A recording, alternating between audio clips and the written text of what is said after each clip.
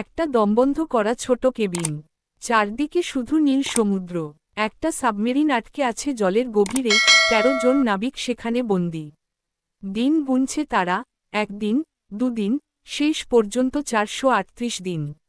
এই সত্যি কাহিনীটি ২০১৪ সালের মার্চ মাসে শুরু হয়, যখন রাশিয়ান কর্তৃপক্ষ পেরুর একটি মাছ ধরার ট্রলার এমভি রিয়ার কে আটক করে সন্দেহজনক কারণে।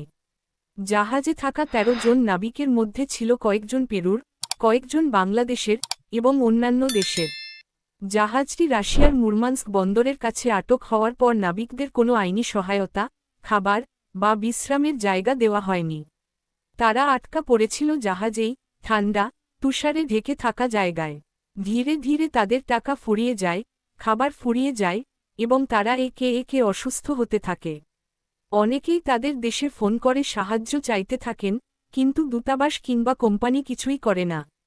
সময় চলে যায়, ১০০ দিন, ২০০ দিন, তারপর ৩০০ দিন।